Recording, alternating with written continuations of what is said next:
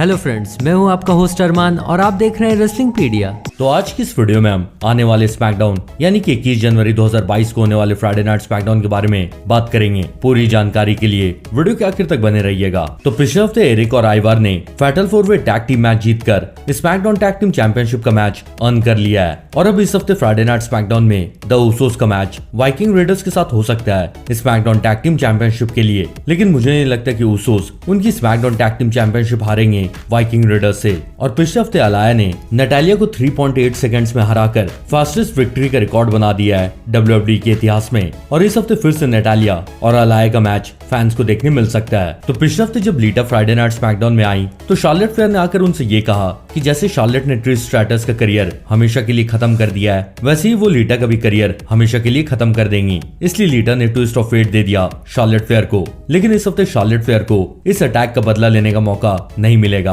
क्योंकि इस हफ्ते फ्राइडे नाइट स्मैकडाउन में शार्लेट फ्लेयर का रीमैच होगा नियोमी के साथ। क्योंकि नियोमी ने पिछले हफ्ते एडम पियर्स और सोनिया डेविल से जाकर ये कहा था कि सोनिया उनकी पावर गलत तरह से यूज कर रही हैं और वो जानबूझकर नियोमी को हरा रही हैं। इसलिए एडम पियर्स ने नियोमी को ये रीमैच दिया है। तो चलिए देखते हैं कि ये मैच नियोमी जीतती हैं या फिर से सोनिया डेविल इस मैच में चीटिंग करके उन्हें हरवा देती हैं। और कोफी किंगस्टन ने पिछले हफ्ते अनाउंस किया था कि वो रॉ रंबल में इंटर करने वाले हैं, लेकिन उसके बाद वो सिंगल्स मैच हार गए थे मैट कैप मॉस से। और इस हफ्ते कोफी किंगस्टन का मैच हैप्पी कॉर्बिन के साथ फैंस को देखने मिल सकता है। चलिए अब बात करते हैं the tribal chief universal champion Roman Reigns और उनके रॉ रंबल 2022 के अपोनेंट और Shield brother the visionary Seth Rollins के बारे में। तो जैसा आप लोग जान ही रहे हो कि रॉ रंबल 2022 में रोमन रेक्स और सेथ रॉलिंस का मैच WWE ने फिक्स कर दिया है यूनिवर्सल चैंपियनशिप के लिए। और लास्ट वीक जब सेथ रॉलिंस और Roman Reigns face to face आए तो इन दोनों में जमकर बहस हुई और सेथ ने ये बोला कि उन्होंने शील्ड के दिनों में रोमन रेक्स को हाथ पकड़ कर चलाया है और रोमन उनके बिना कुछ नहीं है। और इसलिए शील्ड टूटने के बाद रोमन उसूस का सहारा ले रहे हैं WWE में सक्सेस पाने के लिए।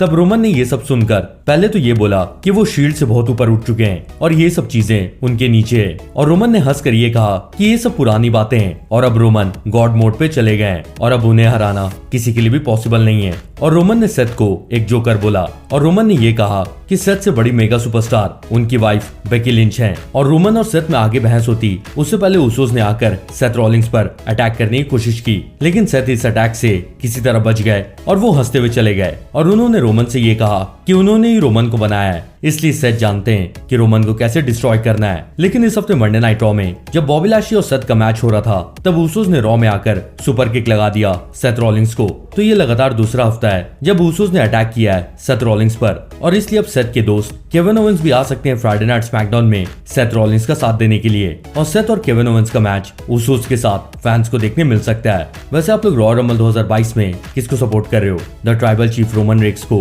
या फिर द विजनरी सेथ रॉलिंस को? कमेंट करके सबके साथ शेयर करें। और इस हफ्ते का फ्राइडे नाइट स्मैकडाउन इंडिया में सैटरडे 22 जनवरी की सुबह 6:30 बजे से सोनी 10-1 और सोनी 10-3 पर देगा। और जाने से पहले इस वीडियो को लाइक जरूर करिएगा और अगर आप नए हैं तो सब्सक्राइब करके बेल नोटिफिकेशन भी दबा लीजिएगा। और मैं आपसे जल्दी मिलूंगा, लेकिन तब तक के लिए गुड बाय।